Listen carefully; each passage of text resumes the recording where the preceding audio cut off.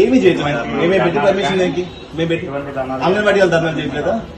అంగన్వాడీ వాళ్ళు ధర్నాలు చేయట్లేదా? ఇప్పుడు ఇవాళ బైక్ ర్యాలీ చేస్తే వైసీపీ వాళ్ళు బర్త్డే బైక్ ర్యాలీ చేస్తే ఆపుతారా? వాళ్ళని ఆపుతారా సార్? మీరు వైసీపీ వాళ్ళు బర్త్డే బైక్ ర్యాలీ చేస్తే ఆపుతారా? అంటే వైసీపీ వాళ్ళు బైక్ ర్యాలీ చేస్తే లా అండ్ ఆర్డర్ ప్రాబ్లమ్స్ రా. వాళ్ళు పొజిషన్స్ చేసుకోవచ్చు, బర్త్డే సెలబ్రేట్ చేసుకోవచ్చు, జనరల్ ఒప్పుకోవచ్చు. మేము నిరుద్యోగుల గురించి మాట్లాడుతూ అంటే మాత్రం పర్మిషన్లు వస్తే అడ్డంకులు వస్తాయి.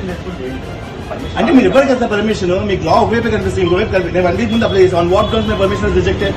అదే పర్మిషన్ రిటర్న్ ఇవ్వడానికి కదా, రిటర్న్ పర్మిషన్ అప్లై నేను వచ్చి నాకు పర్మిషన్ రిటర్న్ అప్లై చేశాను. నాకు మొన్న రాత్రి స్టేషన్ ఫోన్ వచ్చింది, ఏంటంటే ఏసీపీ ఆఫీస్కి పంపించి అంత బాగానే ఉంది అన్నారు.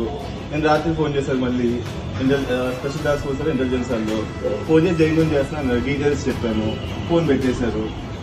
నాకు ఇప్పుడు దాకా అఫీషియల్ కమ్యూనికేషన్ మీ దగ్గర నుంచి పర్మిషన్ లేదు అని లేదు. ఆన్ పేపర్ నాకు లేదు. నాకు ఆన్ పేపర్ ఏమైనా ఉంది అప్లై చేస్తాను సార్. డెమోక్రసీ పర్మిషన్ ఇంటిమేట్ చేస్తే చాలు. ధర్నా చౌక్ లో పర్మిషన్ ఏంటంటే నాకు అర్థం కాదు. ధర్నా చౌక్ లో దేనికి పర్మిషన్? మేము అప్లై ధర్నా చౌక్ లో ధర్నా చేస్తాం, పర్మిషన్ అప్లై చేస్తామండి. ఇప్పుడు మా సార్ ప్రోగ్రామ్ ఉందండి.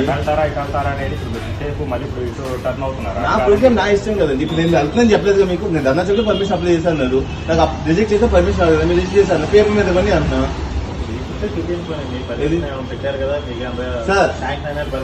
నాకు లా తెలుసు సార్. ధర్నా చౌక్ లో అప్లై చేస్తాను, ఇన్ఫార్మ్ చేస్తే చాలు. పోలీసులు 3 days ముందు ఇన్ఫార్మ్ చేస్తే చాలు.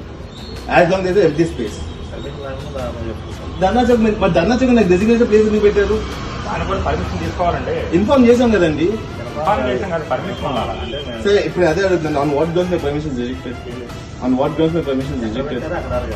మరి మీరు ఎందుకు వచ్చారు మా ఇంటికి? ఎందుకు వెళ్ళగొద్దు? నేను బయటికి ఎందుకు వెళ్ళగొద్దు చెప్పండి.